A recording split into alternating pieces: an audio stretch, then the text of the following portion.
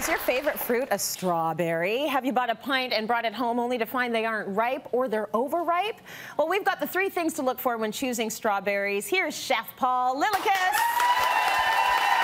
You can just smell the freshness, and you really want to know what you're looking for when it comes to a strawberry, because it can either be one that tastes like water or one that tastes amazing. Like summer. Like summer. Yeah. And I love strawberries. I absolutely love them. It can be a little bit confusing. You go to the market or you go to pick your own and you don't necessarily know what to look for. Right. But there are 3 key indicators that I could tell you. The nice thing about strawberries is they'll tell you when they're ripe. Unlike other fruits that have a peel, it hides behind the peel. Yes. These will tell you when they're ready to go. And the 3 indicators are firmness. Yes. So you want a strawberry that is nice and firm. When it's going mushy, it's already past the point. Okay, so it's got to be, okay, so yeah, that's pretty firm. Yeah, it's pretty firm. Okay. The next indicator is color. You want a nice, bright color. So you see these, they have a nice, bright red color. Yes. Okay, if they go really too dark, again, they're overripe. Okay, and if they're not red enough, you know that they're not there yet. They're not ready yet. Okay. And the third one, and this is the easy one, like you already mentioned, aroma. Okay. You pick up the pint or you pick up the berry in the field and you smell it. And how should it smell? It should smell like a strawberry. Yeah. It shouldn't smell like fish. No. Yeah. Like, yeah. And that's what these are for. Pick it up, put it to your nose. Okay. If it's not good enough, put it down. And when it comes time to take them home, you want to give them a quick wash, not handle them too much, and then lay them out flat on a paper towel lined plate or a pan and put them in a breezy spot and just let them dry. Okay, so let them air dry. Yeah, water is not your friend in keeping fruit fresh in the fridge. That's right. And then when they're dry, take the whole thing, put it back in the pint, leave the paper towel at the bottom to catch any extra moisture. Oh, I didn't realize you could put them right back in there. Of course. But I guess you have to use the paper towel, because I always think, well, if I put them back in there, they're just getting dirty again. But if you put the paper towel... Yeah, and it will catch any liquid. Okay. Okay, so strawberries really make me think of my grandma, because... Okay, well, I love that you have this relationship with your grandma, because when it came to strawberries, that was something that you and her did together. And this is sort of inspired all by Grandma. Yeah, so that's kind of where... There she is! A sweetheart. That's where my culinary journey began, in her kitchen. And I kind of brought her kitchen here with me today. So these are all, you know, her tools, her linens, this knife, look at this. That's Grandma's knife. Yeah. But you see, they don't make them like they did when Grandma was buying her stuff, right? No. So all of this stuff has lasted, which is why you can bring it all here. Yeah, and it's all at my house now. Nice. So I'm going to share with you 2 recipes. These are very much like what my grandma would make for me when I was a little kid. Okay. So she would send us out to pick baskets and baskets of strawberries, and she would say, you know, summer strawberries, they're great just the way they are.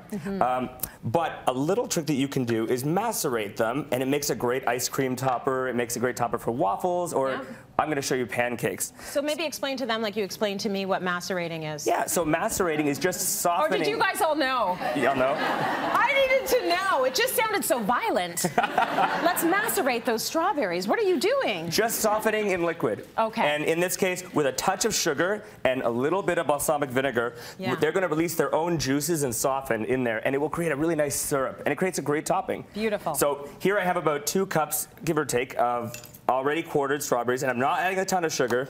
Okay. About a tablespoon. Well, half a tablespoon. Let's go here. Okay, because they're going to be... They're already sweet. They're already sweet. Yeah, so this is just to draw the liquid. Sweetness. Okay. And then this is admittedly not something that my grandma did. Okay. But this is sort of my addition to this recipe, a touch of balsamic vinegar, just to balance the extra sweetness of the added sugar. So right over top. Love it. About half a tablespoon. And check out this little ladle. It was hers too. It's cute. And I'll just get you to toss those around gently. Got it. Gently, because they're berries, and berries are, you know... They're fragile. They're a little finicky. Yeah, but you can smell them right away, eh? Right away. These are good strawberries, and you know, oh boy. Hope I didn't get on my shoe. You can tell when they are ready to go because they are so fragrant. So fragrant. And when you're getting them in the middle of the winter, trust me, they don't smell like this. They don't smell like this. No.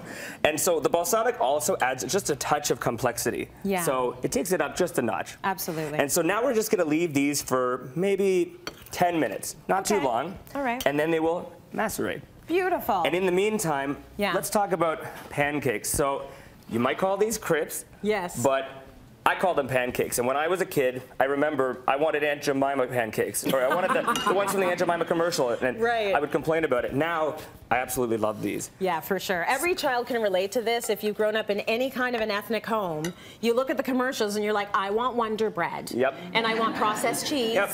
So. And I want fluffy pancakes. Yeah, you want fluffy pancakes, but these look like crap. This is what we call them at our house. They're thinner, right? Yeah. Yep. But this is what you grew up with as pancakes. Yeah, we call them pancakes. Oh, lovely. And they have just a little bit more egg than a traditional crepe recipe. Okay. And so I've already made the batter, and you can see it's very thin. It is, okay? yeah. You might be freaked out by that, but don't worry. It's how it's supposed to be. It's supposed to be. And I made this last night. That's how my grandma would do it, because it doesn't have a lot of flour, and so you want to let it have time for the flour to hydrate. Lovely. So all we're going to do is in a pan over medium heat, we're going to just brush the bottom with a little bit of oil or butter.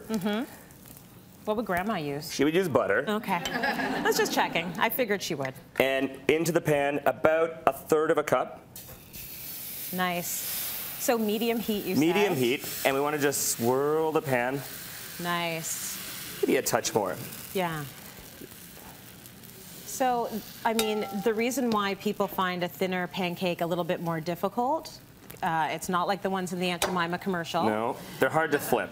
They're hard to flip, right? Yeah. They're a lot thinner. They're delicate. They're a little delicate, and you've got to give them just the right amount of time, not too much time, so you don't want to burn them. Yep, especially because of the amount of eggs. So this is almost ready to flip already. You can see it drying out. And the bubbles. And the bubbles. And when it stops steaming and it's pretty dry on the top, then it's time to flip. Okay. So I'd say get yourself a nice big flat spatula.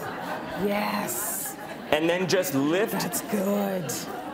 Lift the edge and make yourself a little handle. Yes. Okay, and then when it's time to flip. Oh yeah, we're doing it. Want to get underneath. Okay. Very nice. It's about the confidence. There was no hesitation there, No, right? you can't hesitate at all. Yeah, you got to just get into it. And this is going fast, so these only take maybe a minute. And this is the way my grandma would make them. You roll them up and then you top them. So give it maybe another 15 seconds. All you want to do is make sure that it's not wet anymore. Yeah. And then we're going to fold it out onto here. And then roll it up. And then roll it up. Doesn't even hurt because he's got chef hands. I got chef hands. You're fine. And then right onto a plate, also from her kitchen. Reminds me of her. Very cute. I think we all know this plate. Yeah. Right? We've all had it at some point in our life. And so now you put the macerated strawberries right on top. on there. Oh, almost better than syrup. Right? Yeah. So you got the perfect sweetness on top of your pancake, and then I'm pretty sure I see some icing sugar happening here. Oh yeah. Do you know how to do that? Well, yeah, I think I can handle this one. Tap it against your. Yeah, is that that's okay? great. I tap it just against my palm. There you go. That. Oh, beautiful. And then a little bit of fresh whipped cream on top. Very nice.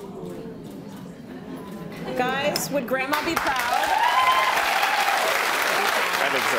She'd be proud. That is Cityline.tv. I will always have a thing for grandmas, so please keep the recipes coming from Grandma. Will do. I think that is absolutely beautiful, and you did a great job. Thank you.